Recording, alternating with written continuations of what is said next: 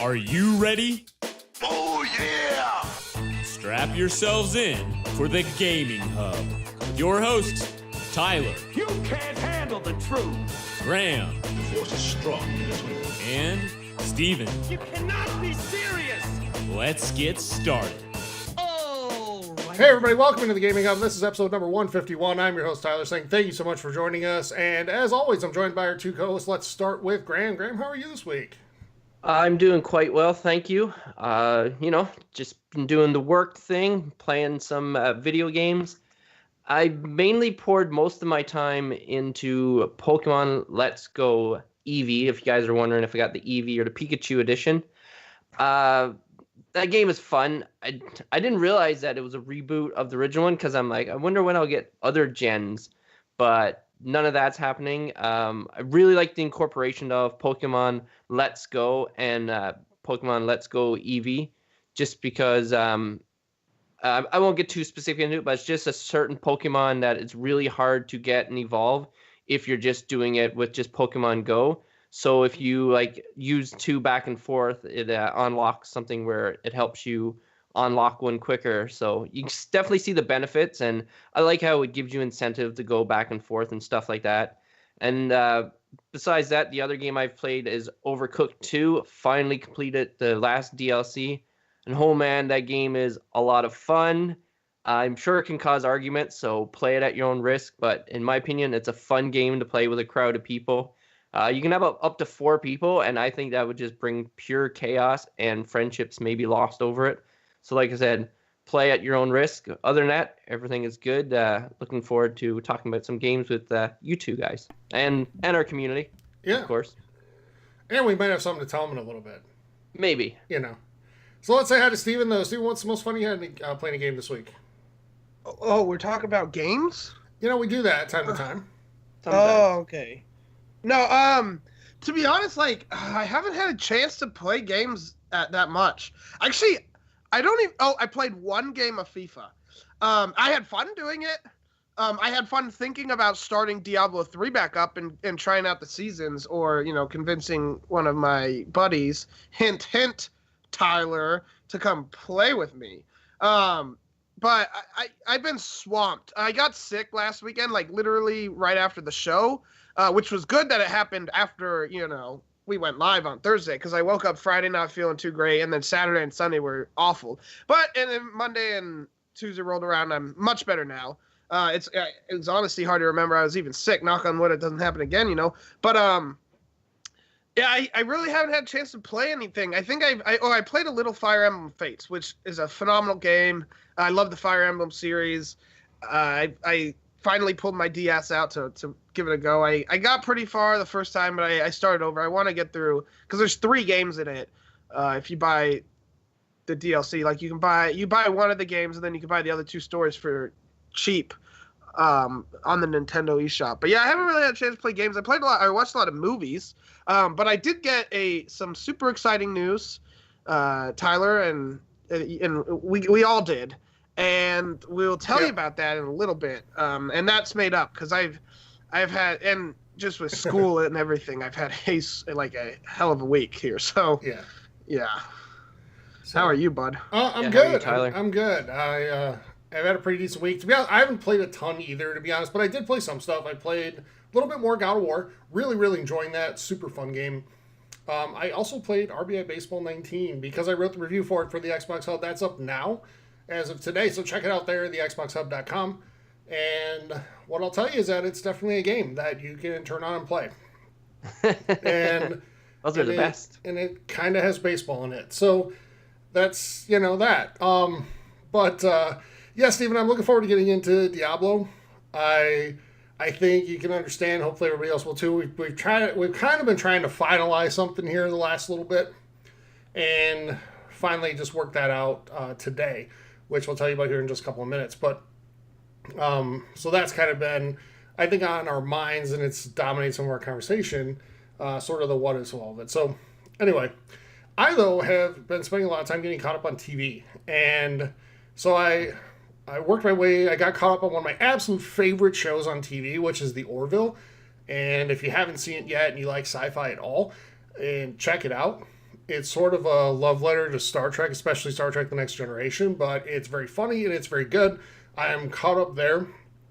Also, I promised Graham and Steven that I would give Game of Thrones another chance. And Yes. I got through season 4 the first time through, and I just stopped watching it. I don't know what it was. I just wasn't feeling it at the time. And I kind of went back into it. So, guys, I'm going to tell you here in front of our community, my first impressions of the show may have been wrong. Ha! And Tyler, you didn't do it for us. You did it for yourself. That's right. I Sure. agree with Graham, but don't ever judge me or Tyler or me or Graham again, or not believe us. Yeah. Well, there is your Terminator 2 opinion, but that's, a different story for a different Yes, time. we're just gonna let that go. We're gonna let Just that go it right now. Just let But- it go. I will say, season 5 of Game of Thrones and thus far into season 6, I'm right at I'll watch episode 9 next of season 6, and having a great time with it, loving it, so I'm looking forward to getting caught up, and I'm almost afraid to get caught up because then there's no more to binge, Well, So I just it's have to coming wait. soon. I know. But one thing about Game of Thrones, you have to assume certain things. It's kind of weird, but when you watch through the second time, because I watched once and I was going through the second time, and I'm like, okay, you kind of got to think this way because it's just the way it is. I'm not going to go into specifics and stuff Graham, like I that. have no idea what you're talking about, and I've And seen Graham- the show twice. Graham, Okay, three Graham, times. I'll just say this: everybody knows everything. I know. I don't know how everybody knows everything. They're so far worlds apart. Oh, I Everybody Yeah, knows I see Yeah. what Whether you're it's a saying. guard, whether it's Okay. just a peasant in the streets, everybody knows It- everything. It does So- require some suspension of disbelief. And Graham, you Yes. know that I never Don't make watch anything nonsense. more than once. No, Graham's made fun of me for how many times I've seen Star Wars. I know, So- and I've actually inquired with people too. I'm like, okay, what movie have you seen the most, and how many times have you seen it, and how many times have you seen a movie in theater? There's actually, interestingly, Star Wars is the more common answer. Yeah. One of the episodes. What do you mean, Have- interestingly? Have you had, Graham, has anybody ever told you they've seen a movie as many times as I told you I've seen episode 4? No, when I Okay. told people that, they're like, that's crazy. It is So- until you think about it. He throws it on when he's going to sleep, every night. He has well, to go not to bed every, with it. not every night, but Every not even night. close to every And night. then he But yeah, counts it, even though he falls asleep during the movie. I can recite the dialogue to the movie. I can just picture the movie playing in my head and just say the words. Anyway. But we're a gaming show. We are, I heard that. But before we get to that, Yeah. if you did want to catch up on Game of Thrones, that someone did the math. I think it was started yesterday, actually. So apologies, but if you watch 2 episodes a day, so now it's 2 point something. You can get through the entirety of the series right before the new season comes out. So All right. now's Good your to know. chance. Yeah. Good to know. Also, Yep. I forgot to mention, you guys. I was like, speaking of math, Speaking of math, happy Pi Day, yo, to everyone who's listening on Twitch, and I hope you had a good Pi Day for everyone that's listening. you mean lemon meringue pie, pumpkin pie, Because apple pie? sure, as everyone knows, Pi Day is the most important holiday of the year. And It beats everything out, and so I hope you guys Sure. celebrate. Had some pie. All right. Hope you guys had chicken that. pot pie. So I I'm guess. gonna remember That's this pie. year when you want to Pizza pie. start singing Christmas carols and party chat. Or Christmas songs. I'm just gonna say it's not even your favorite holiday. Yeah. So I didn't say No. it. I didn't. Okay, you're misrepresenting. it's not even the most I said it's important. the so most you can't. important. Okay. It's not my most favorite, though it is Okay. my most favorite. It's the best holiday. Well, there you go. So Christmas is tied for first, though. Okay, well you just count. Yeah, All right. May 4th. May 4th No, is May nice 4th too. is stupid. It's not even a holiday. It doesn't even make sense. May the 4th. It's stupid. It's like March 10th. Ridiculous. come on now. Happy Super Mario Day to We're gonna everybody be as well. positive today. Come on now. So Yes, I'm just. anyway, Steven, I'll throw it to you again. Tell people how they can join the community. All right. Well, first off, we are the official podcast of the XboxHub.com. Head on over to the Xbox Hub for all the latest and greatest in Xbox news, reviews, and everything in between. If you would like to join our community, we'd love to have you. head on over to Twitch is the easiest way at TXH Gaming Hub, and you can find links to Facebook, Discord, Twitter, or email, all of that fun stuff. Or you can go to Facebook at the Gaming Hub forums. From there, you can get links to Discord, and there's a lot of great stuff going on in Discord and Facebook, for that matter. We talk about a lot of things. We talk about math. No, well, actually, that's happened. Steven talks about math. Well, actually, probably, and it's not just me. I know. It's not just me. Probably more times than some people would like. But it's not only math. We talk a lot of video games and music and food and music, and we have a book club. And music. Don't forget, that's a new thing. So I'm going to mention it here. Yeah. We have a book club. The first book we're reading is The Outsider by Stephen King. We would love to have you come join us if that sounds fun. You just get to hang out in Discord and we'll talk about it, and we have a channel for that. So if you're interested in like reading a book, like maybe, starting to read again if you gotten away from it, like, Tyler and I have, that would be, we'd love to have you come there. But there's a lot of great chat going on. Twitter, we're at TXH Gaming Hub. You can find us and see all the fun stuff we tweet. And finally, on YouTube is the Gaming Hub podcast. All our podcasts go there. But there's also some fun videos. I just ate some 500,000 Scoville rated hot sauce on some chips, and that was fun. So if you want to see my reaction for that, and then if you would like to see anything else, just let us know. But yeah, that's the easiest way to join. Yeah. All right, sounds good. So if you'd like to help support the show, we'd love to have you do that. And there's a couple ways to do so. So Steven mentioned Twitch earlier, TXH Gaming Hub on Twitch. You can head over there. If you're an Amazon Prime member, you get a free Twitch Prime sub to use every single month.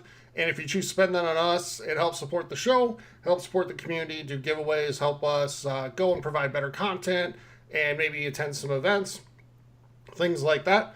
And the other way is we have a Patreon page. Patreon.com/Gaming Hub, and for as little as $2 a month there, you get exclusive content just like Steven's video, eating his super hot sauce, and that's we do a lot of limited exclusivity on there where our patrons will get it for a couple weeks or so, or some period of time before we release it to everybody, so you get a chance to get content first. We do extra bonus episodes. We're actually going to be doing one on a movie series that we've all watched recently. Again, not saying it's brand new, but we watched it again, a popular movie series. We're going to be doing one on that we're going to be getting up here in the next few days. And other bonus content as well. For as little as $5 a month, you get all that, plus you're entered into a monthly giveaway, which we're doing next week, everybody. Monthly giveaway for $60 in gift cards to the console of your choice. So for as little as $5 a month, you're entered in for $60 in gift cards every single month to the console of your choice. And any donations, any support for the show through Patreon or Twitch really helps us out and helps us grow the community. Graham. Yes. And like he's saying about giving us a 5-star rating, giving us comments, that is great, and that's appreciated. And you can do that on any platform you choose to listen to us or even watch us, because we are out there. We are in video format, but it's audio with the videos. I'm not going to get too technical into it, but it's not full-fledged video. But anyways, I'm going to give you guys some other options for listening to podcasts. Maybe you're not happy with the platform, or maybe you just maybe I'll try something different just to see, because there's lots of variety out there and stuff, and variety is the spice of life. So the two I'm going to tell you about is one called Radio Public. Now this is an app that you can get through an app store, obviously, and basically it's like a podcast streaming, not streaming service, but a podcast app. So basically you can favorite the ones you listen to mostly, and you can search for new ones. And another way you can use is Dash Radio. Now this is another app. Some vehicles come with it. But basically this is a streaming service, kind of like satellite radio, and it will stream the latest podcasts. We are in rotation with, I'm not sure how many more, it's been growing. So the way you would find that is using their multiplayer channel. So you go to multiplayer and you just got to wait for our podcast to stream along with others. There is a schedule that you can, I think we have we premiere on Sunday nights there. So yeah, we premiere on Sunday nights, so you can get this one if you want to hear it again, because it was so good. Like I said, if you enjoy what you hear, let us know and give us some comments, and appreciate them 5-star ratings. So thanks for listening. All right, thanks, Graham. And yeah, if you send a 5-star rating and review us, we'll probably read it on the show so you can hear your review read. And thank you to everybody who submits feedback, and good, bad, otherwise. You know, we respond to almost, or we actually try to respond to everybody, unless it's just really, I don't know, not something that's worthy of a conversation. We'll put it that way. But as long as it's like constructive and we can talk to each other, hey, we'll talk about anything. It's okay to disagree with us. That's fine. You know, we're not all knowing beings here. You know, we're gonna get things wrong once in a while, and that's okay. So yeah, we actually had a really good conversation with a couple listeners this week through email and whatnot. So yeah, thank you for any feedback that you give. So all right, before we go into news, everybody. You know, we have a great community here, and like Steven said, join via Facebook or Discord. We've been promising some pretty big news all day, or at least since the middle of the afternoon, when we kind of got the news that something we've been working for a while had worked out. And Graham, I'm going to pull you in here real quick first. You've been on the show since day one, episode 1. Day 1, episode 1. Actually, episode -7. yeah. Because we actually did 7 practice episodes before we went live. So we had to make sure everyone was ready. Two people might have been ready. It's like, let's do this, but there's always the ones like, there's always I the don't one, know, right? I don't know. Maybe next time. Yep.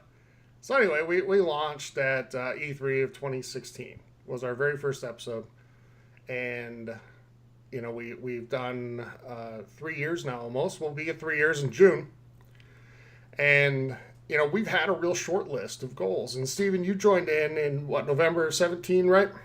Yep. And you've done, what, over 75 episodes now? That sounds right. Yeah, somewhere in there. So check your counter next to you, Steven. So you're very invested as well. And as we've had a short list of goals that we want to accomplish as we grow as a show and achieve bigger and better things. And I'm happy to say that one of those short list goals got crossed off today. Dun, dun, dun, dun. Yeah. We've stated it as a goal before to our community. We pledged that we're going to work really hard to do it. We did, and I am happy to say, everybody, that our media registrations for E3 were approved today. So we'll be attending E3 as media, and we'll be providing you guys with some awesome coverage of E3 this year and beyond, you know, years to come. And it's something that I'm really proud of. We worked hard to do it. 151 episodes in. We're thrilled to be able to go. And I can't wait to see what type of coverage we can bring you from there. And, you know, thank you guys in our community, whether you're in Discord, on Facebook, or just listen every week. You know, thank you guys so much. You help make this happen. Because if we didn't have your support, we didn't have the numbers for the show and all those things, we don't get approved. Doesn't happen. So all the hard work we put in, it's because you reward us by listening every week that we're able to do this. And thank you so much for that. And we commit to making it worth it for you by giving you some great coverage when we're there. So, yeah, guys, anything to add on that? Yeah, you guys are talking about all this food that I got to try, so I don't know. I'm going to have, like, starve myself for a week or something before I go there, and then I'm going to eat everything. Because you're like, you got to try this. You got to try this. You got to try this. So, one of the things we're going to bring you guys is the very first time God dang it, Graham ever tries In-N-Out. Sorry, Steven. Yes. Did I steal your thunder there? I apologize. But you got to announce E3. I get to announce my hometown restaurant. Okay. Fair enough. You know, okay, go ahead, Steven. Too late. I'll pretend I didn't hear him. No, Steven, you get to choose. So, Steven, what choice off the menu do you want him to try for his very first thing from In-N-Out ever? Okay. I'll give you the damn meal. He's going to get a 4x4, animal style, with whatever pickles or onions or tomatoes you want or don't want on it. I would prefer no tomatoes because tomatoes are gross. But, you know, I like tomatoes. You do you. Mine will have tomatoes. tomatoes. You, boo. Then you're going to get animal style fries, well done. And then you're going to get whatever drink you want. Animal style, does that mean they're going to be shaped of like animals, like animal crackers? But no, fries? it's just what it's called, Graham. Oh, okay. And don't listen to the chat who is just dead wrong. Whataburger's is garbage. better? Is that what you say? Whataburger is better? Whataburger's garbage. It's all about In-N-Out. Texas, fight me, but don't fight me because I'm right and you know it and you just won't admit it. I lived in Texas for years, and I've had it, and it's nothing special. I have as well. And 'Kay. there's a couple of burgers at Whataburger that I actually really like. But, and to answer the question from our community that just came up, yeah, E3's in Los Angeles. So this is the last year it's guaranteed to be in LA, by the way. What? So- What? Yeah. Sorry if you're just learning that right now. I didn't know that, to be honest with you. Yep. This is the last year they're signed through, and the person who runs E3 has said that they'd like to see the convention center make some improvements for them to continue coming. So it's possible it could move to a different location next year.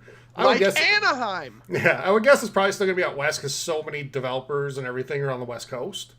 But I hear you never know. Canada's nice that time of year. No, it's not. Yeah, But we're excited we are.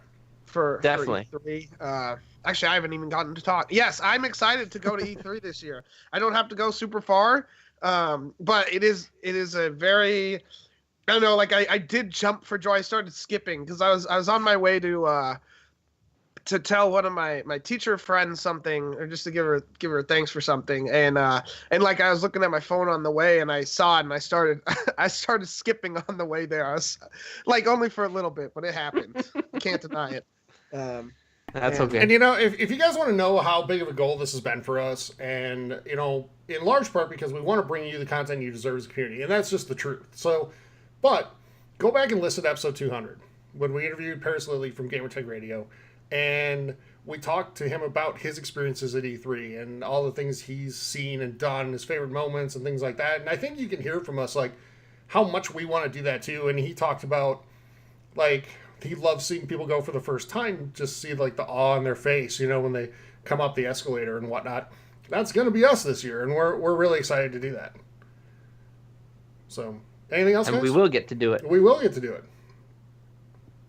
Steven, anything else on that before we... definitely excited. I just want to thank everyone yeah, for thank you guys again. their contributions, whether it's through the community or whatever. We appreciate it, and it's because of you guys and ladies that we'll be going. So thank you. Yeah, thank you. And all. cheap plug real quick. If you've ever thought about, supporting us on Twitch or, Patreon, we now have some bills to pay. So it's like things like flights and hotels and stuff like that. And that's probably not cheap.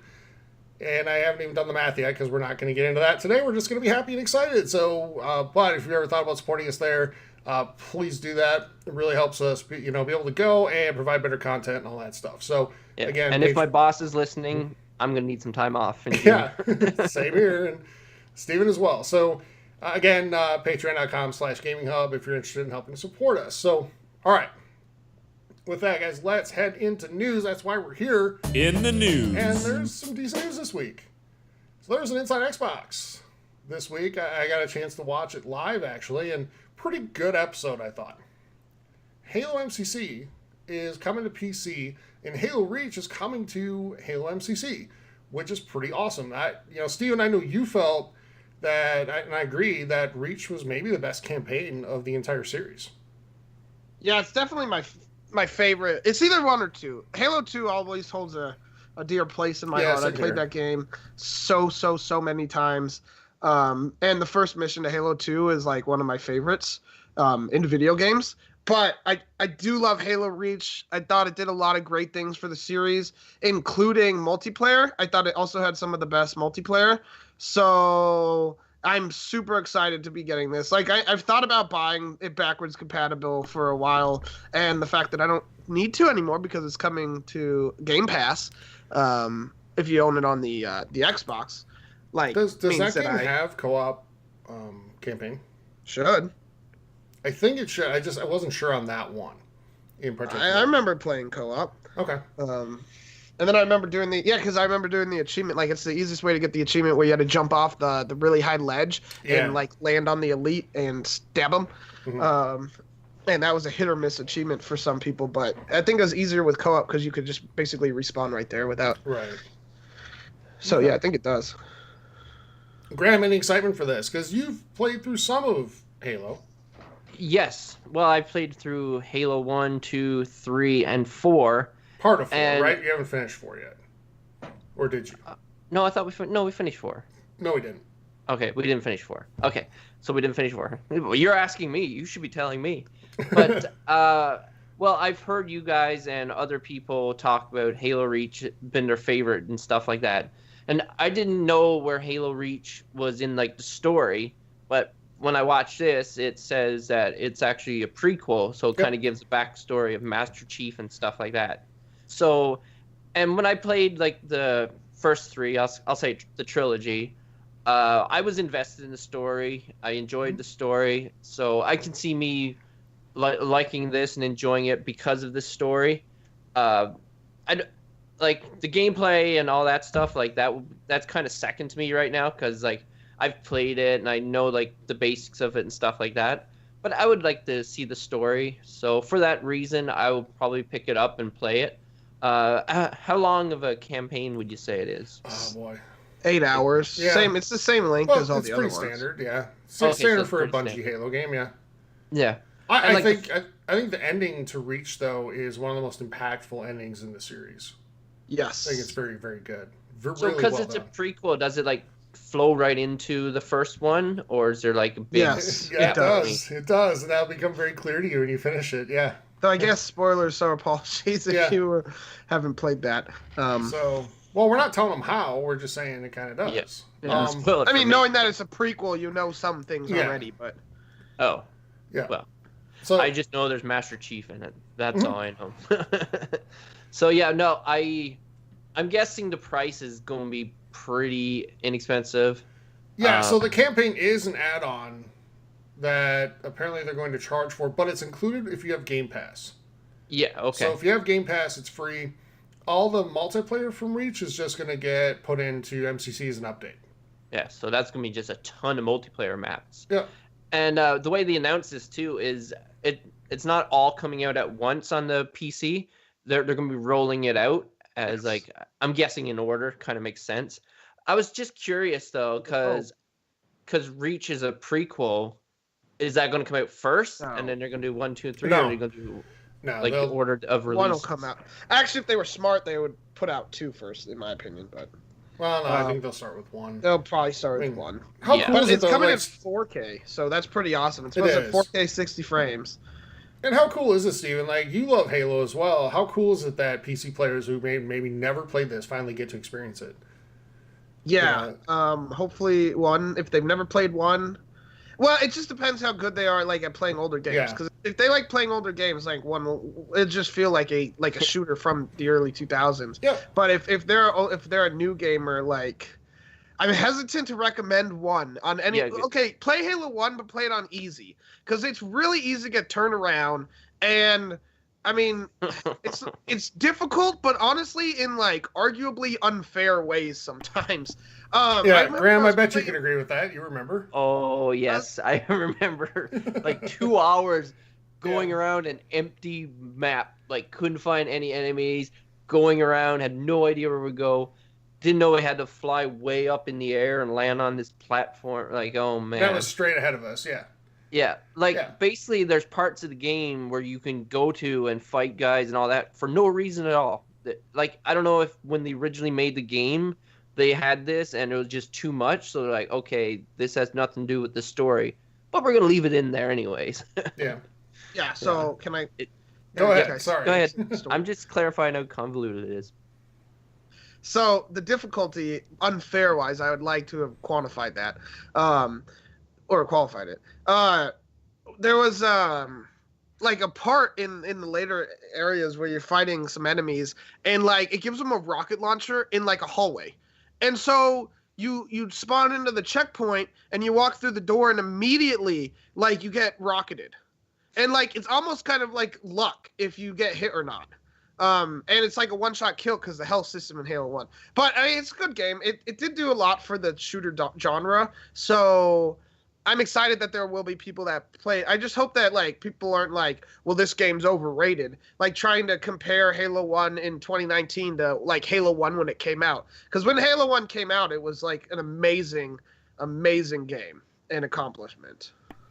Yeah, it was. And Halo 2 is a significant step up. Like, you notice a lot of difference there. Yes. But I still enjoy Halo 1. I mean, yeah, it's frustrating at times, and I know exactly what you're talking about with the rocket launcher guy in the corridor. Yeah, I remember that too, I think. Yeah, it's awful. But, all right, so other news. Let's keep moving. DayZ's leaving the preview program next week, so if you've been playing that, looking forward to it becoming an official release, that's happening.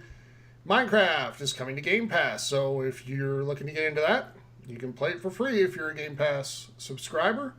We also, guys, got to look at Project xCloud, and you're going to get to try it out later this year if you opt in to their program. We saw video of them doing it. Now I know there was some debate. Was it actual gameplay or not? I think it was. Other people say no. That's fine. But I think let's focus on the promise of this. The idea. Yeah. Because, I don't know, people get so hung up on that stuff. And I just want to focus on the promise of it because I think it has a ton of potential. What do you guys think? Steven? Yeah, I am not who this is for. I know there's a lot of people that play the Switch either exclusively, undocked, but that's not me. I only play it docked, right? But so I think there's a lot of people that want to play mobile games. I know we're talking about Xbox here. I was just trying to say that there's a lot of people that play mobile games. I am not one like that. I don't I like playing on my couch in front of my computer or in front of my Xbox or, in my chair sometimes in front of my PC. I just don't like playing on the go. Like my 3DS, I play at home on the couch while watching TV or in bed I've played before. But I've never really taken it out and played it. Even when I go over to my parents' house, I bring my 3DS with me, never play it. So, because I feel like I'd rather just, hang out and play cards with my parents because I don't see them all that often, right? But I know there's a lot of people that want to play on their phones or tablets or whatever. And the fact that you can now play Xbox games is really awesome, especially if it works really smoothly. And I hope it does. And I really hope that for those of you that are interested in this, that it works great. Because I think there's some of you out there that like playing on the go, and this might be the best option. So you can play Forza Horizon 4 while on the train, right, to work, and that would be sweet. And I think that could grow gaming. Because if you see someone playing a really awesome looking racing game on the train, and someone asks and then they might want to get in on that, right? I don't know. I think that could help grow both Xbox and just gaming as a whole. Because I can see what phones can really do, right? So absolutely. I think that'd be really cool.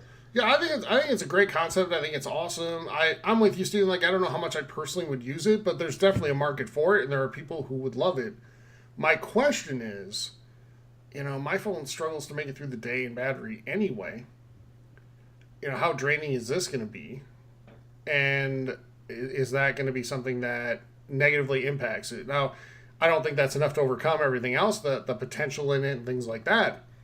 But that is a question that I would like to see answered, how much battery life is this going to take on a device? Go ahead, Greg. Device batteries have come a long way, though, so it is improving, and it's one of those things that it'll keep getting better. So this is kind of not really a roll. Well, I guess they're kind of rolling out, but a few people at a time just to see how it goes. Mm-hmm. So yeah, I do see the potential of this being great, and like you said, devices batteries are getting better. They're getting more energy efficient and stuff like that. Mm-hmm. So yeah, this seems kind of the competitor for, say, the Switch or the Vita. And if people don't have a Nintendo Switch, and if they don't have a Vita, and maybe they're only an Xbox at home, so I can see this appealing to them, because there are mobile games on their phone and stuff like that, and those are different type of games. Those are kind of Candy Crush games. I know there's other ones like that, but if you can get a controller, in the video it showed a controller, and it's holding your phone up for a screen and stuff like that. So I can see that taking off for a lot of people. It might not be for us three for different reasons. I have a Nintendo Switch. If I'm going to go portability, I'll either have my phone or if I'm going on a road trip or something like that, like I'll bring my Switch, and I'm kind of like Steven too. I bring my 3DS. I just bring like everything with me and use like nothing. Yeah, I over prepare the heck out Yeah, of those yeah. I trips. am a master of that stuff. Graham's gonna roll into E3 with a check bag full of just Nintendo like systems, handhelds. Don't laugh, man. It could happen. That's why portability is pretty sweet. So like when I see something like this, it does appeal to me. It's not something that's going to be like the only thing I would go for. Like if they're pretty inexpensive, like a controller, like with Bluetooth capabilities, stuff like that, then I'll probably try it out.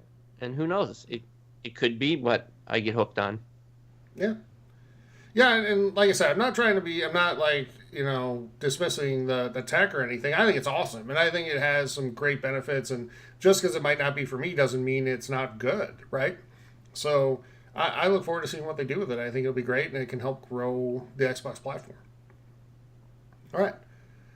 Finally, from Inside Xbox, the Phantom White Special Edition controller is due out on April 2nd, and it looked pretty cool. So if you want to get it at $70 American, $69.99. Steven, you have the the grayish version of it, right?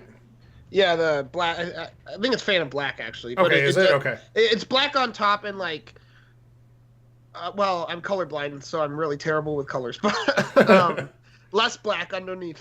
It's like I don't even know if I'd call it gray. It's more of brown, I think. Well, it just becomes where you can see inside, right? Like see some of the components and everything. Yeah.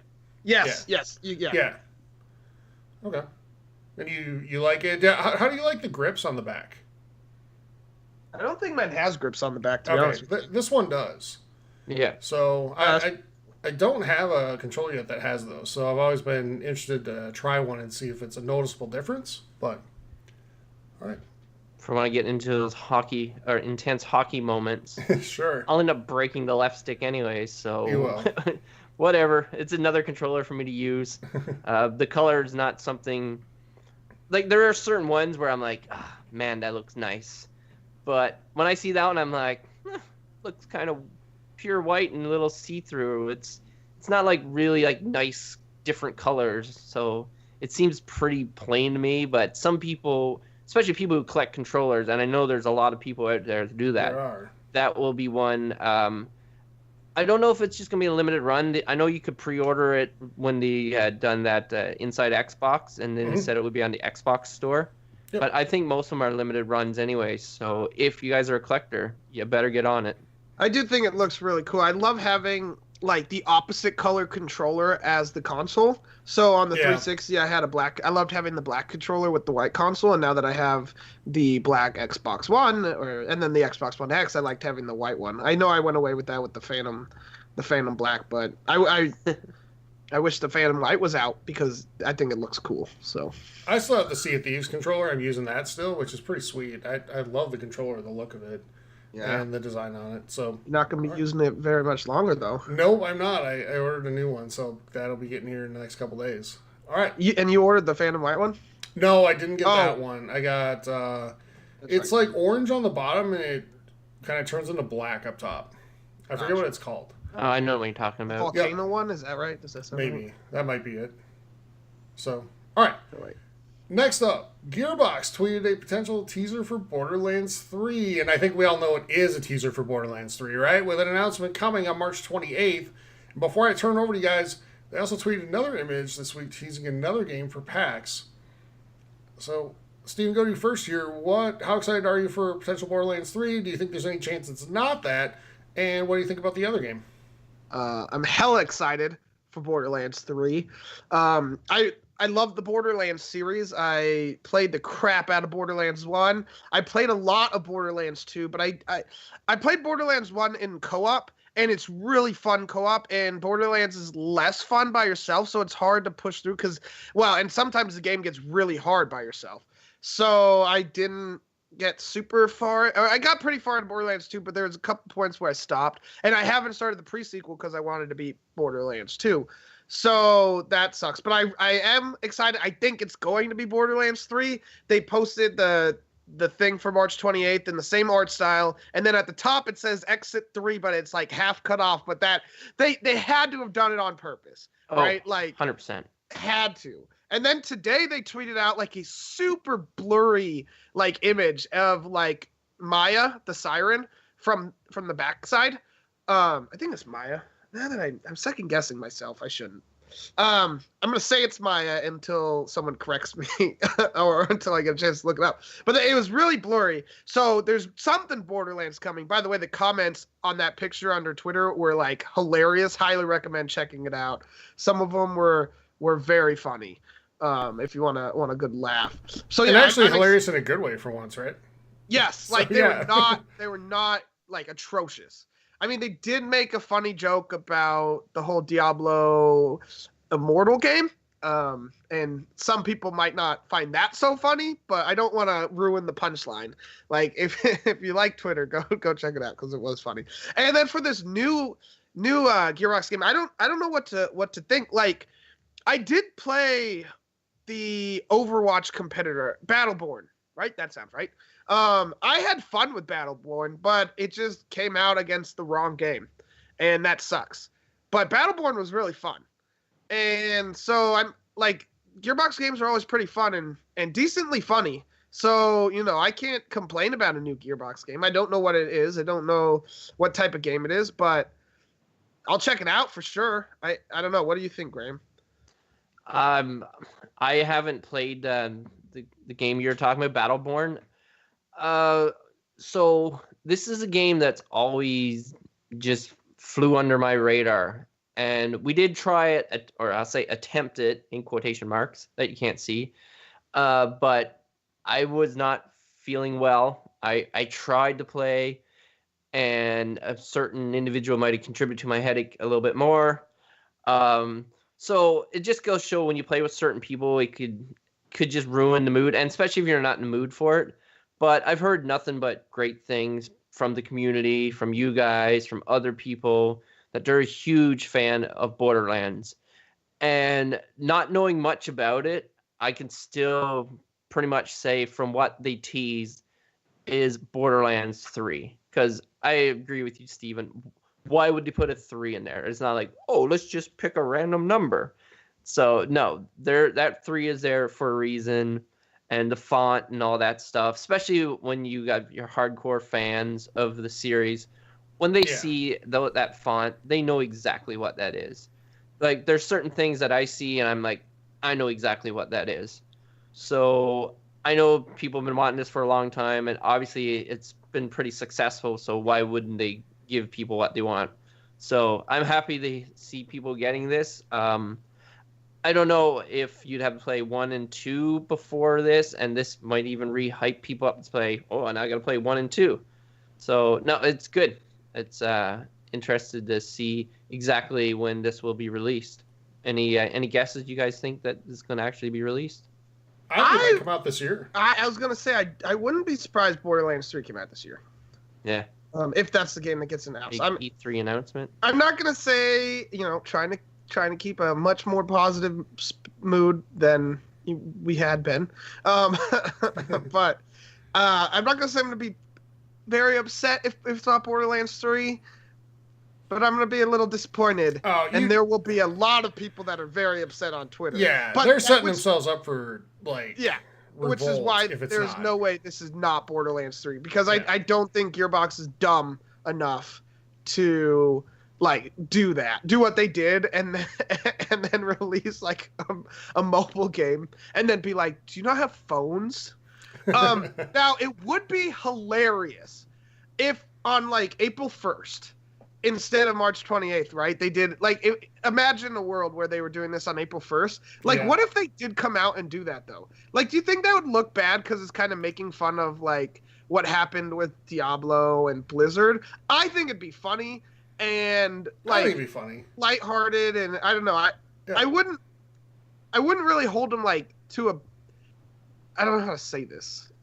I wouldn't be mad about it. Is what I'm saying. I mean, it would only be fair because Overwatch pretty much wrecked their game. That is true. They should have done that. Oh, you messed that up, Gearbox. You messed it up.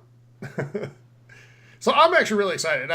Borderlands is one of the games. Hey, you're right, Graham. It has a really distinct and recognizable art style and everything. So, like, everybody knows that's Borderlands when you look at it, right? And it has to be that. I'm excited for it. It's a lot of fun. To me, Borderlands is one of those games that, for me, the only way to not really have fun with it is if the people you're playing with just aren't fun to play with. Yes, which You is know? what happened the last time we all tried to play together. Yeah. So, Well, no, it's just one, right? But still, it can happen. yes, one person ruins. yeah. Bad apple ruins the bunch, as they say. They do. But yeah, I'm really excited for it. I think it's gonna be great. Love the games, and Gearbox does a really good job. They're great at mixing good mechanics and stuff like that with humor in the story, and making it a fun, easy playthrough that still feels deep and rewarding at the same time. All right, Turok, creators of Left 4 Dead, a game you love, Steven. I do as well. Announced a new game called Back 4 Blood today that sounds like the spiritual successor to Left 4 Dead. Yes. It actually sounds exactly like that. So, Steven, we'll go to you again here. I think you're going to have the most excitement. Go ahead. Oh, you have no idea. So, I loved Left 4 Dead, right? Like, I loved video games before Left 4 Dead, but Left 4 Dead came out, and I was just addicted. I just could not stop playing that with my buddies. Like, I had a good group of friends to play this game with, and we played constantly. There were days where we would play Left 4 Dead from like 10 a.m. to 3 a.m., on the weekends and over the summer, and just constantly playing this game. It's so much fun to play the multiplayer. We played the single player a little. Actually, I don't even know if we did play the single player, to be honest with you. I may have gone through them just for fun when I was bored, like on easy, just to see how fast I could do it and to kind of learn the maps. But I loved the multiplayer. If this game has any sort of multiplayer like Left 4 Dead, I am sold, hook, line, and sinker. I'll play nothing else. I will find a new crew to play with if my fellow hosts don't play with me, because I love playing that game online. Like, it's just, I don't know how to describe it. Every game was different. You never knew where there were random spawns, all of that. I can't wait for this game. I love Left 4 Dead 1 and Left 4 Dead 2. I put thousands of hours into both. If this game is the spiritual successor, it's going to be like Kingdom Hearts 3 all over again. Y'all see me, I'll be screaming, Franklin was not a good character. Bill! No, I was trying to think of a two-syllable. Zoe, there we go. Zoe! Sorry, going off on this tangent here. Wow, you are excited. I love the series, so this has me pumped. I am so pumped. I hope this is great. Because Valve has failed us all when it comes to making a third version of any of their games. But now we might get the spiritual successor to one, and I'm just pumped. Tyler, Yeah, I know you like Left 4 Dead. You're not as big of a fan as me, but I don't know about that. I played a ton of the first one. I didn't play as much of the second one, but the biggest reason for that, I was really excited for it. I just couldn't find a good crew to play with. And at the time, and it just wasn't, it's not fun when you're just playing with randoms all the time. Or as fun, anyway. But I had a blast with the first one. Absolutely loved it. Played a ton of it. Put probably a couple hundred hours into it. And, yeah, I absolutely can't wait to see this again. And I don't think it's just going to be the spiritual successor. I think it's going to look and feel exactly like it. Just with a different name. With enough changes to make it not seem like outright copying, Guess what? What? I don't care. That's perfect. Yep, That's perfect. exactly. Don't do anything new, okay? Just, yeah. We're going to find a crew of 4. I'm sure we have thousands of you guys listening, millions even, somewhere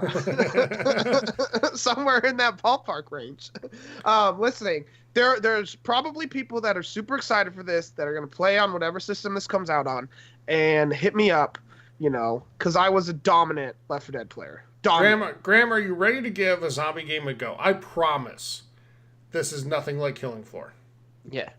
So what I've heard about this game is playing with others makes this game super fun. And I couldn't think of 2 other people that would make this more fun. No. But no, I would definitely give this a try with you guys. I would just like to be able to recreate all this stuff that I hear about it. Like people's like, oh yes, this game is so great playing with my friends and all that stuff. And I don't know much about it. I know it's a zombie game. I know blood shoots up on the screen. There's different types of zombies. Like my nephew I watched him play it. I think he was playing online with his friends. I don't really know. Like I just watched it and didn't really know what the game was about. And it wasn't until I talked to it about you guys that I was like, wow, this game must be really good, because listen to Steven there. He's he's like so giddy over there about it. Losing my breath. Yeah. Like it's one of those games. A lot of people might not view it so kindly because they only played it solo, and it's kind of boring. Like, or even just the campaign. You might have played it co-op, but just the campaign, and that was fun, but it wasn't that much fun. Like, the multiplayer was where it's at. It's 2 teams of 4 going against each other. Like, one team controls the infected and one team controls the humans, and you try to get as far as you can through the level with the most amount of health, because that gives you bonus points. And then you flip-flop. So you do every level twice. Once as humans, once as infected. So one side gets the bonus of knowing if there's going to be a tank spawn or whatever, because some of it's random. But, like, holy crap, that I have never played a multiplayer game more fun than the Left 4 Dead series. Yeah, and with the title Back 4 Blood, like there's no doubt in my mind, like back, left, number 4 in both, like 100%. So yeah, that's a wink wink to the fans, yes, right? Huge wink wink. It has to be. So everyone is excited, and I love when people are excited for favorite games. So I'm happy. I will definitely try it out, and that's great. Like, because you guys talked about this, and there was no indication that there was another game coming. Like everyone's like, I don't know why they didn't make a surprise anymore. Huge surprise. That's great. And this just came out like a couple hours before we went live, if I remember correctly. Or maybe it was this morning. I don't know. I think it was, but that's same day. All right. Well, let's keep moving, guys. ESPN Events is going to hold its first ever collegiate esports championship this May in Texas. Games are going to include Overwatch, StarCraft 2, and Heroes of the Storm. Winners are going to receive scholarships, and part of the competition will be streamed on various platforms. So we talked, a while ago on the show about esports, becoming a collegiate sport. We're kind of seeing that evolve here with ESPN Events, kind of running it. Is this a good step for esports? Would you rather see it just stay sort of private, or do you think collegiate teams are good? I think it's good. I mean, I can't see a negative around this. I mean, if the NCAA ever gets a hold of this, that's a story for a different time. Because I think that, I don't know. I like having more competition. I like this being on ESPN. ESPN did show, I think it was it EVO one year? They showed, I'm pretty sure it was EVO. Or maybe it was just the Street Fighter They have Championship. showed some stuff before. Like, it was like on a Sunday night, they showed it, and there was a lot of people, like, watching, I thought, from the numbers, if I remember correctly. And it was cool, like, to watch it on network TV. I don't know how many non-gamers, like, tuned in. I mean, do you remember Colin Cowherd's epic rant about this? Yes. Well, I remember you sending it to me. Yeah. And he talked about, if he just went on this huge rant on his radio show he was on ESPN at the time, and was saying, like, if they ever told him that he had to go cover this, he would quit ESPN in a heartbeat because it's not a sport and blah, blah, blah. Coming from the same network that has, poker and, like, darts. Yeah. Yeah, I mean, no one's calling this a sport. I mean, it's an e-sport. It's competition. Yeah. And then competition's fun. Yeah, heck, ESPN is bowling on against football on Sundays. ESPN has thrown cornhole on one of its networks before. Like a cornhole contest. Plus, doesn't ESPN do the hot dog eating contest every year? They do. Yes. Whatever day that is. Is it No, it's 4th of July, I think. Okay, yeah. Like, I mean, it's cool, but, yeah, you can't complain about that or you can't complain about this being on there when you don't complain about that. That's all I'm saying. I mean, I can't complain about, like, more things showing the thing we all love to do. right? Right, And it'll be fun exactly. to watch. Again, I do worry about how I think people should be getting paid for it. Just like I think we'll get into that if you want to in Discord and the sports channel if you want to talk about athletes being paid in college football because that's a fun conversation to go down. But we'll save that from the non-show. Well, so we I don't- mean, I don't think this will be a revenue-generating sport by any means, but like college football or basketball is. But that aside, yeah, I mean, it's a matter of time. If it's going to become official competition with collegiate teams, the NCAA will get involved at some point. Graham, I know you're not as well versed on American collegiate sports. No, when you said collegiate, I'm not Yeah. sure what that means. Yeah, it's just college. Like, Yeah. Okay. you know, so Ohio State will have a team, you know, et cetera, et cetera, et cetera. And naturally, Steven, you know, like it'll be Alabama and Ohio State and Auburn fighting it out every year, right? you think those are the places that produce the best? Well, it's how it works in football.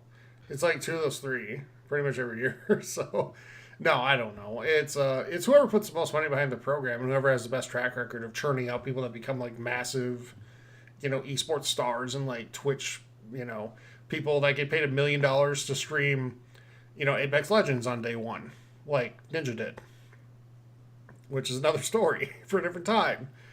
But yeah, I mean, you know, when you have a track record of churning out those types of people, that's where people want to go, right? To compete. Yeah. And those will become the best teams. It just will. It's true if it's college football or if it's esports. Doesn't matter. People are going to go where they think they have the best shot to take the next step.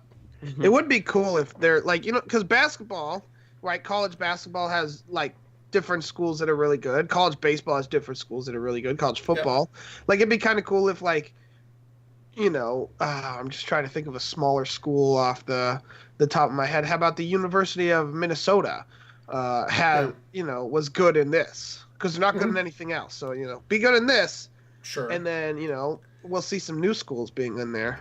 Yeah, you can try to bait me. It's not going to work. But Would I do that?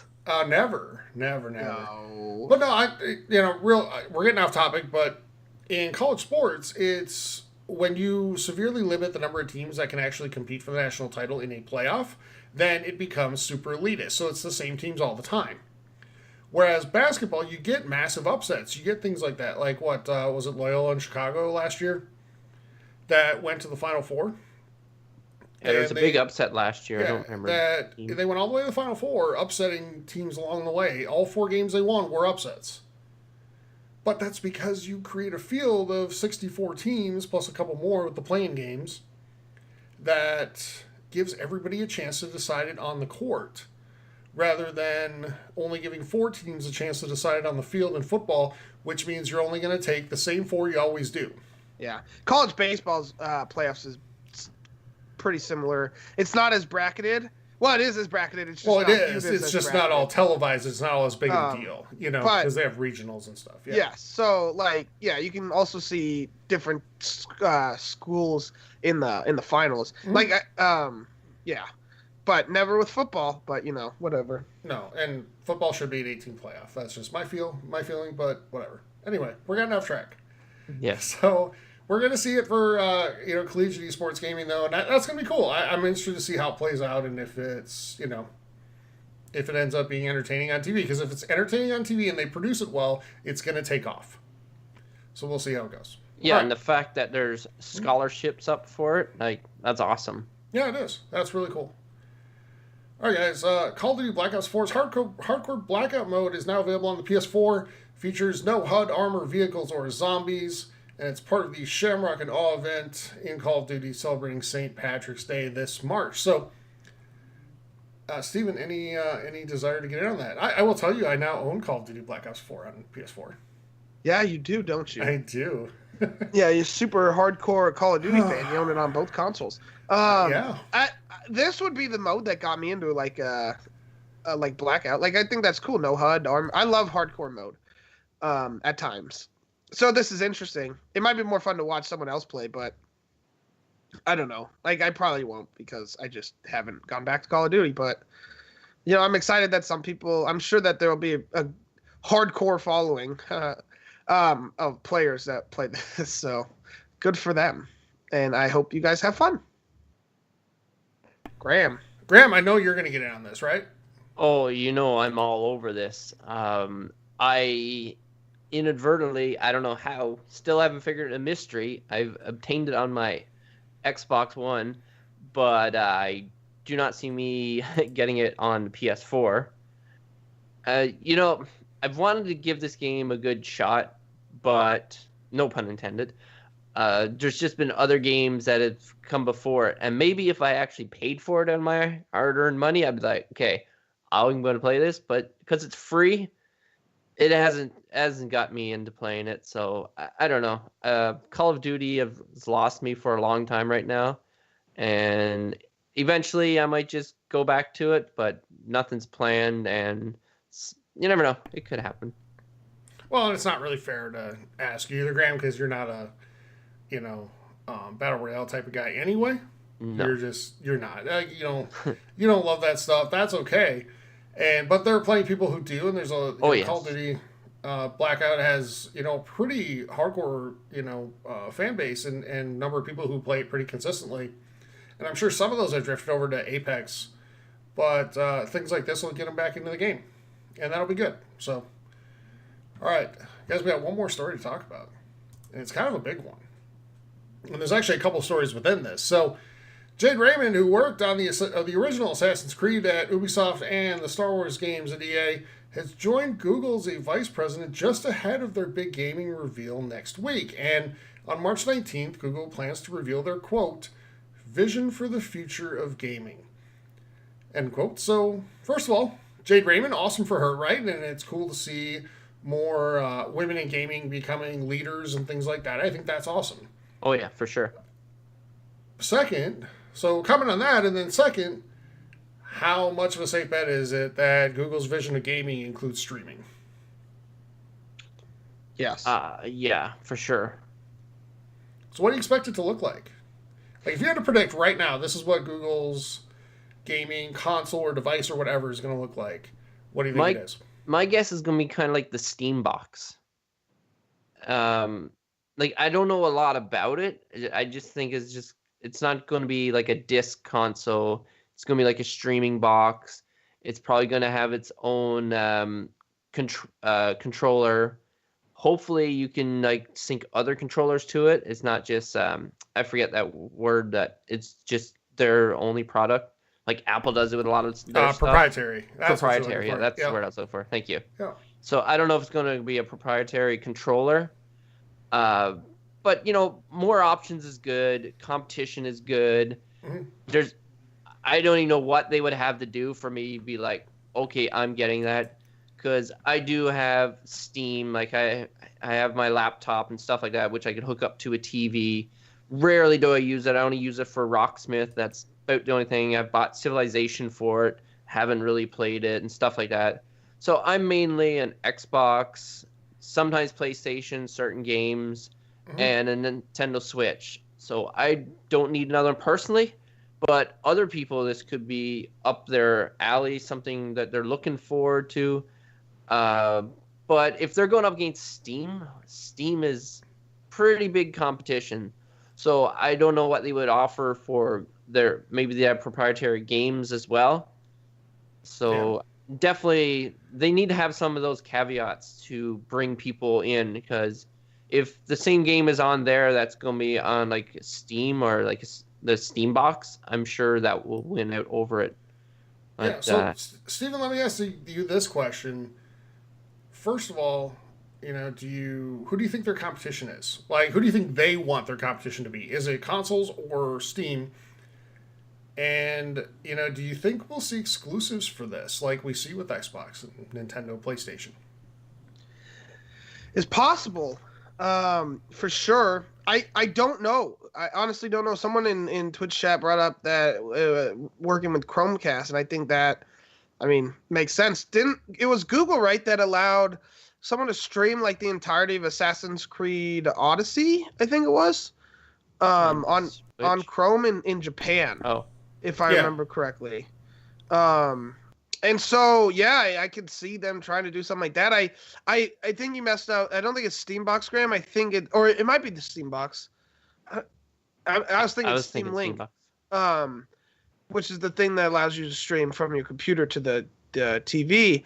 But I don't remember what the Steambox is exactly. But if it's anything like the NVIDIA Shield, like that's the box you can throw down and you can stream games and you can hook it up to your TV and play in your living room. I could see it being something like that.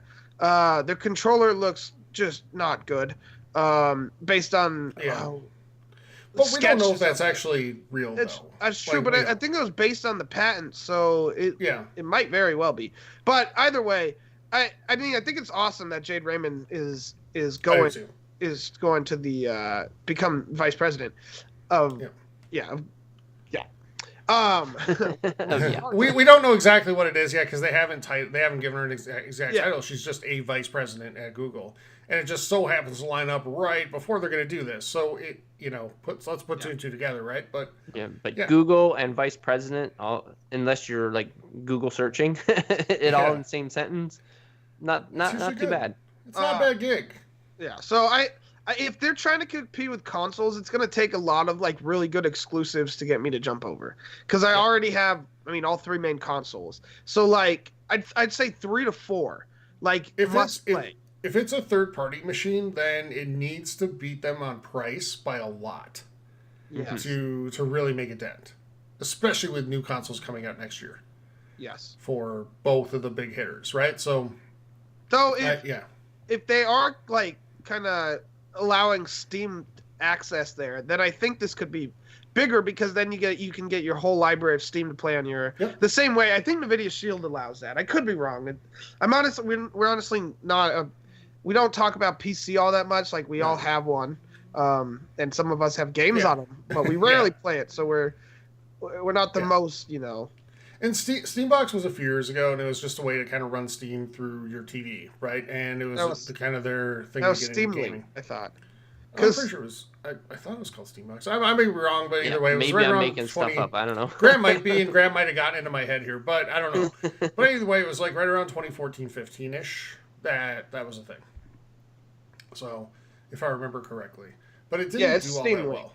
Oh, it was okay. It didn't do all that well though. Yeah, because they were selling them for $5 during all their sales. Like every sale, I see it for like $5. I bought mine at GameStop for $5, but or on their website. All right, sounds good. Yeah. All right, but yeah, that's good. And again, congratulations to Jade Raymond. Best of luck, and hopefully, she continues to make a positive impact in gaming. All right, that does it for news, everybody.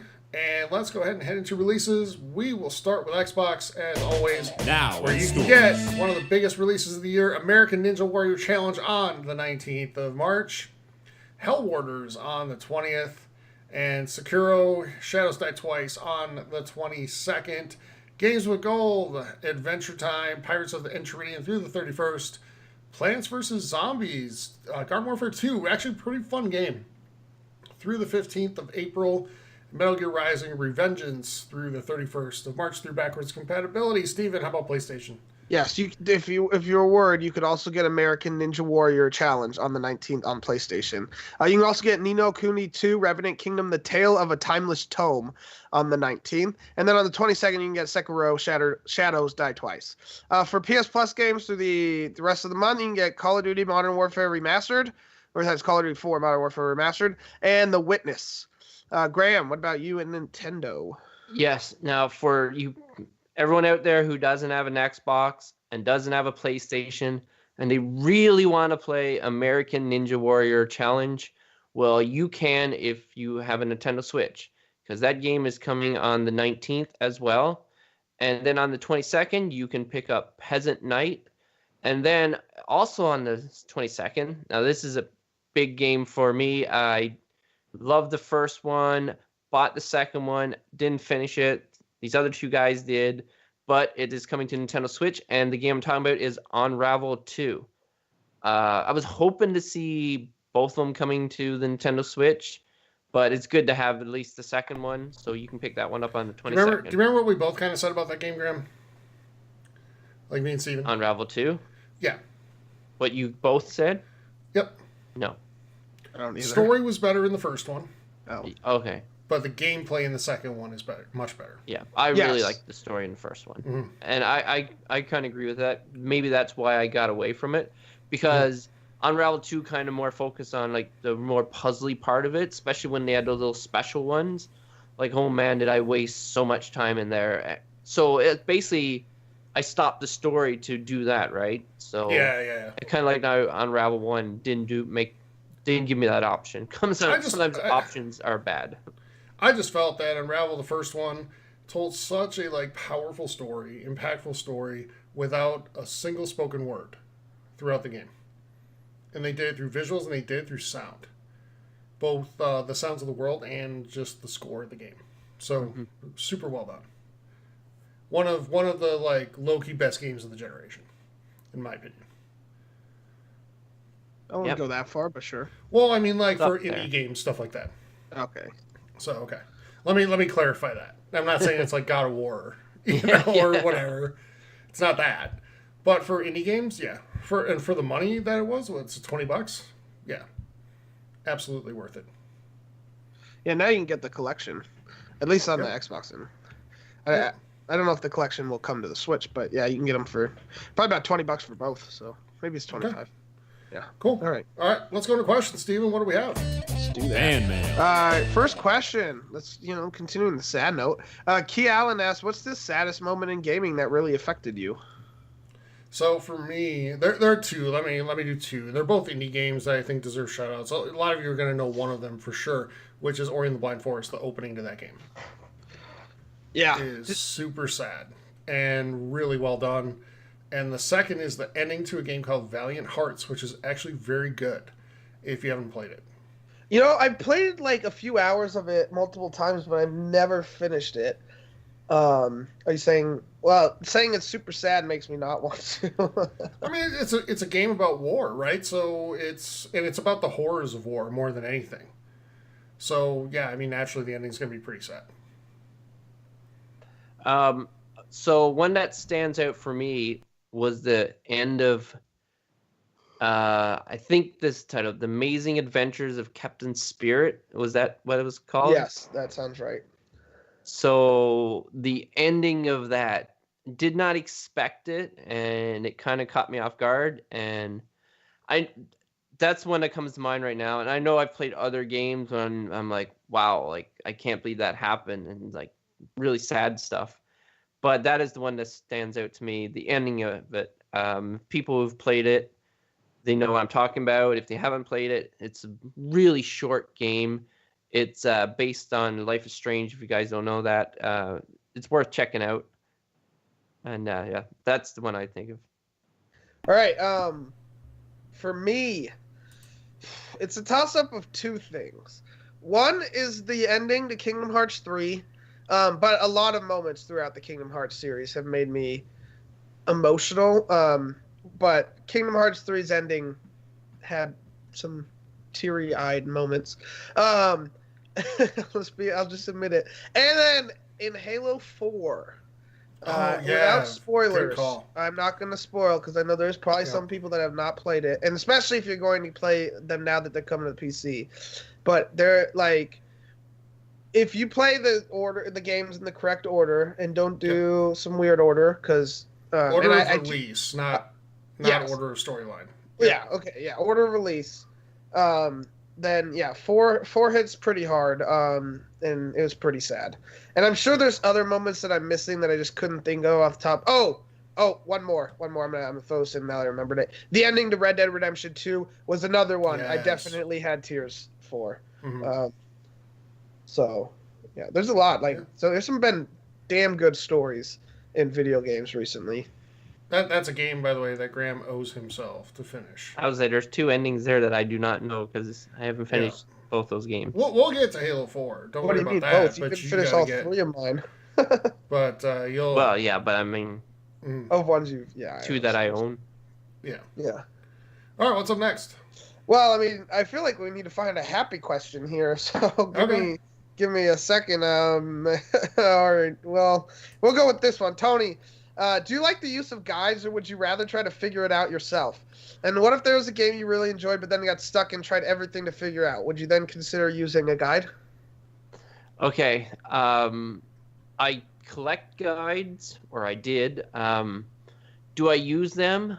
Not that often. I do remember, I forget what God of War it was. I basically wanted to make sure that I got everything on the way through. So basically, I would go through what I want, and then when I progress further, I can't go back. That's the one thing about older games too. When you like go past a certain area and you can never go back, you want to make sure you got everything. So I use the guides at that point in time. If there's games that I really enjoy, like puzzle games, I will try my hardest to not look it up. And I will run around the same area or room for 4 hours. I'm stubborn, and don't get me wrong, I am stubborn. He is. And I can verify. Can confirm. when you actually figure it out yourself, it feels so good. And I know sometimes you're just impatient and you just want to get it, but then sometimes when you realize what it was, you're like, if I would have figured that out. I would have figured it out.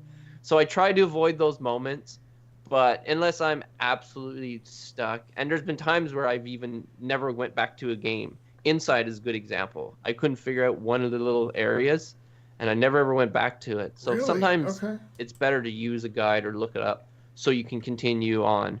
But like I said, I'm stubborn. So that's a fault of mine. Yeah. Only one. It's my only So fault.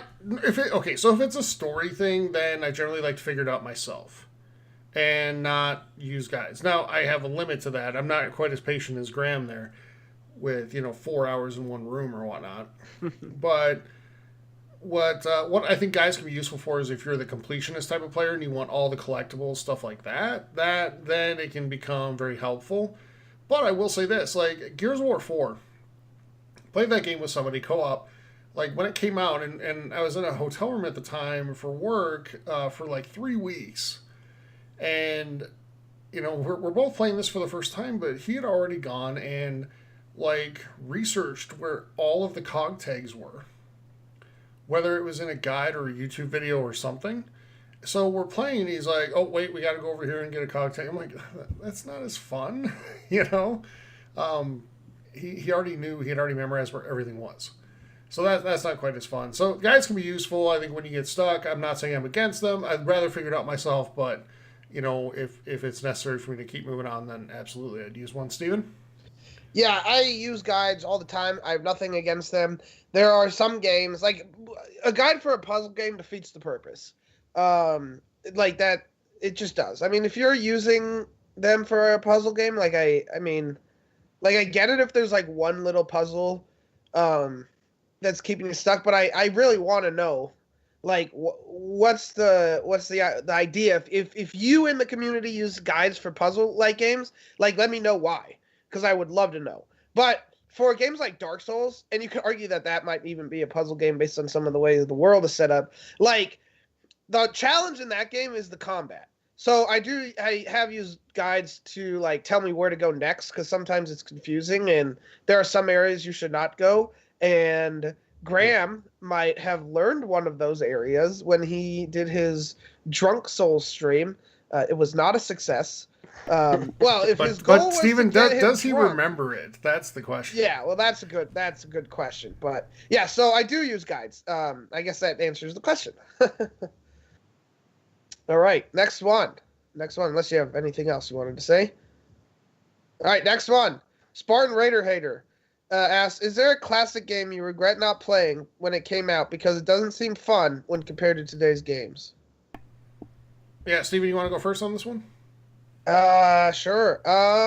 Off the top of my head, honestly, the first Knights of the Old Republic.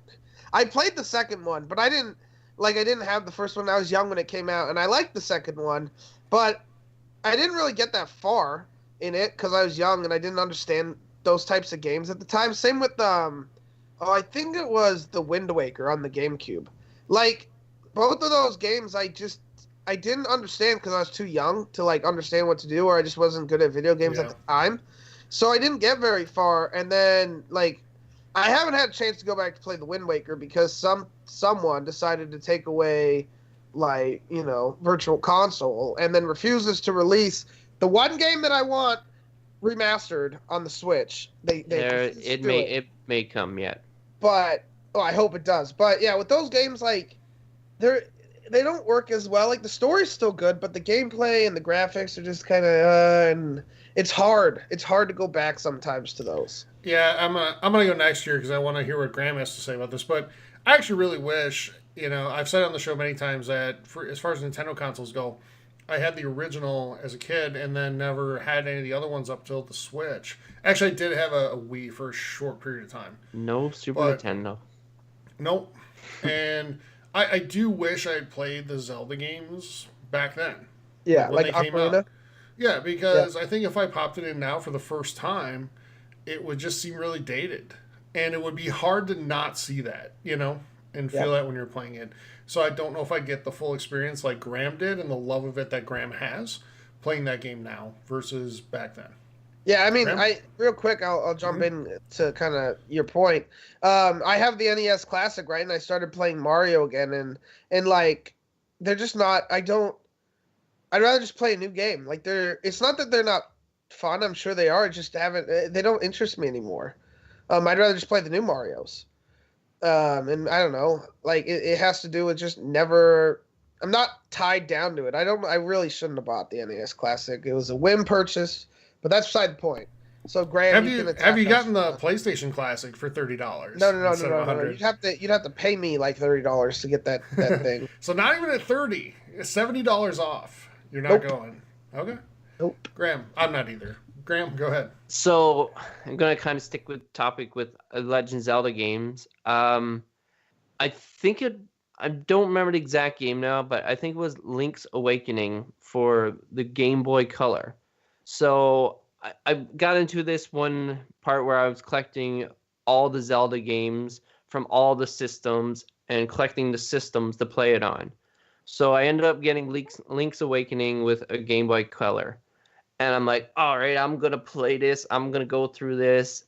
And I played it, I don't know, one day or something like that. And then it just, like, it's so easy compared to so many other great games you could be playing on newer, up-to-date systems where the screen isn't 3 inches by 2 inches or whatever size that little screen is.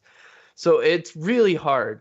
So I'm glad to see that that game is coming to the Nintendo Switch.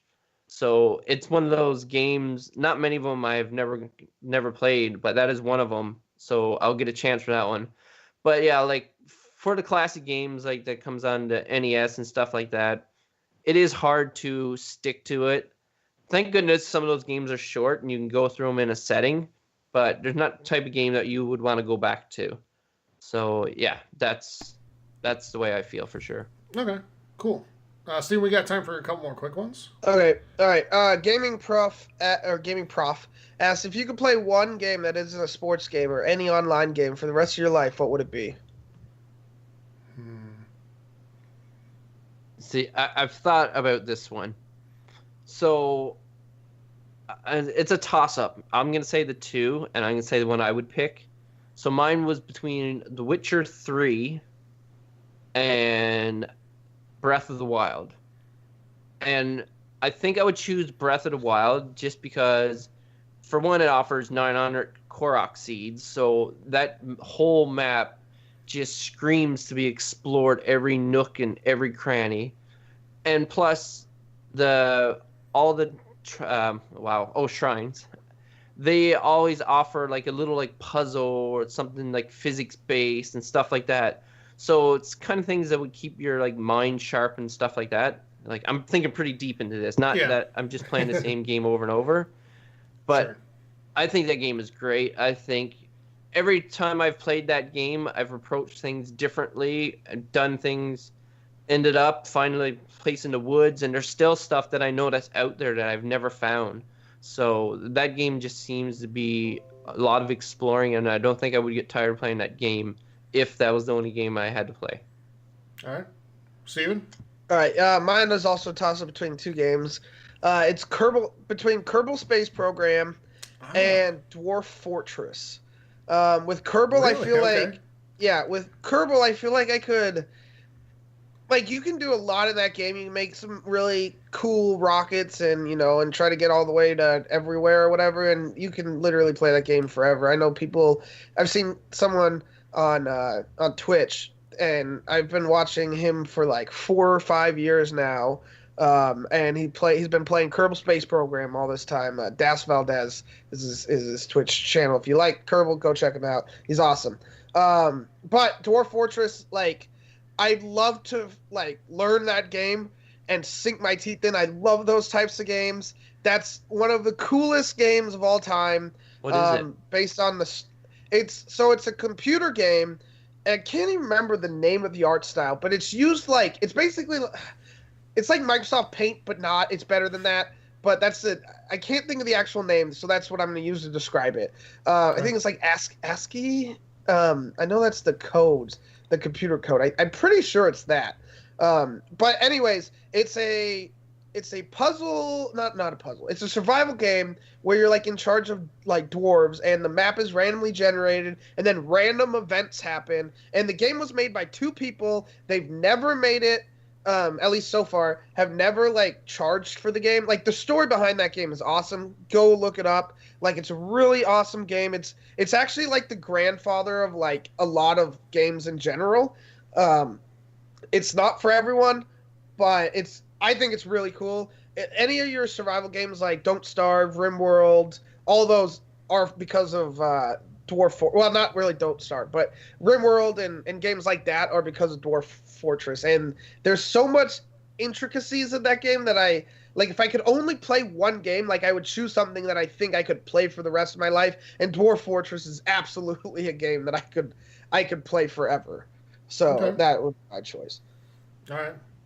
So for me, and this answer is probably going to change, by a year from now or beyond. But for me, it's a toss up between Red Dead 2 and Halo Master Chief Collection. And we allowed that answer for somebody a couple weeks ago, so I get to use it today. No, because I would have. Well, I would have thought about Kingdom Hearts, the collection. I'm using it. The entire story one because it included 3, but I'm not counting that, Tyler. Bunch of cheaters. Well, you didn't go last, so that's what happens. But it's.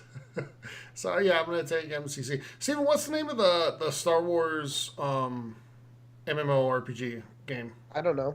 The one on PC that you've always wanted me to play. The open. I know, but I'm not going to tell a cheater company. Really? It's the Old Republic. That would also be a game I'd think about. I think if I'd gotten into that, then that might be my answer. But... The Old Republic collection? No. I would play my Steam library. For the Come on, Tyler. Sure it is. So let's do I would play my games ready to play on my Xbox. Yes, yeah, good one, Graham. We're the best. We're smart. All right. One more, all right, real quick. Last one. Manuel Lazoya asks, "Is it too soon for a new console?" I feel like I'm saying this because I still have so many games to play, even for the 360.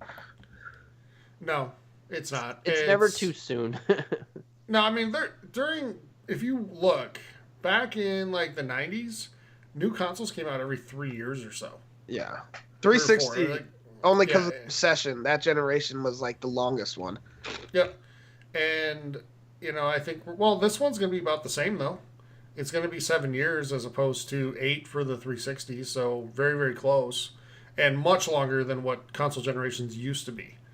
And I think that, and actually PlayStation's generations for the PS3 and PS4 will be the exact same because they came out a year later in 2006. So I think this is about the right time. I think technology's advanced enough. We'll see what Xbox shows this year at E3 in their conference for their new console. I can almost guarantee that we'll see it there, and hopefully it looks really cool and really good. Yeah, I'd agree. I think it's about time, especially. Well, yeah, I'm just going to say it's about time. I do think, though, at least as far as Xbox is concerned, and I got to give them massive props for this. I think that a lot of the games, 360, the original Xbox, and then all the Xbox One games will probably be backwards compatible. I'm hoping. I don't want to guarantee it, but I'm gonna predict right now that when they fully announce they're going to announce that every Xbox One game is backwards compatible from like day one. I hope that I'm right, but I think I might be. I have a feeling. I think you're right. It's tough to work out with the developers, but I'm hoping they can do that. So if the or at least a lot of games, I think there's going to be a huge library of backwards compatible games. I'll start with that. So I think, I mean, it kind of sucks that you might have to buy a new console. You don't have to right away, but if you do, like, you should be able to play all those games that you've been wanting to play. So, or are still in your queue, right? So I mean, I think it's about time. I mean, Nintendo won't have a new console. It's really just between Xbox and PlayStation. Nintendo's new console was 2 years ago. So there you go. Yeah. Graham? So I'm going to say, no, it's not too soon. And you're never going to play every great game on the previous system because there is a lot of gems out there, probably on 360 that I've never heard of or even played. And people are like, wow, you didn't play that game? I'm like, no. So you're never going to get them all played. There always will be games on there. And the great thing about Xbox and hopefully PlayStation others is, like Steven was saying, backwards compatibility. So it gives you a chance to play these games, which is kind of nice. Yeah. Because it sucks being forced out of like a system of so you can't play a game that you enjoyed or you would like to play. So I really like the whole backwards compatible thing, and I think that's something that both companies should do going forward. I know Xbox is doing it, and I think PlayStation will do it. That's my prediction. All right. Sounds good. And that's all the time we have for questions, everybody. Thank you to everybody who sent them in. As always, if you send in a question, you're entered for our monthly giveaway that we do in the last episode of every single month. And we'll do that here in, a couple weeks, 2 or 3 weeks. So thank you again to everybody who sent them in. Really appreciate it. All right, guys. Let's start to wrap up. Episode 151. Just as a reminder, we announced earlier in the show, if you listen to us but you'd like to skip through the intro part, like some people do, then we'll say it again here. Thank you guys so much. Largely, mostly, and completely, probably because of your support. We qualified as media for E3 this year, so we'll be attending E3 in Los Angeles in June. We're really excited about that and more excited about the coverage we'll be able to bring you, both through podcast form and video, stuff like that, things that we're going to be doing throughout our week there.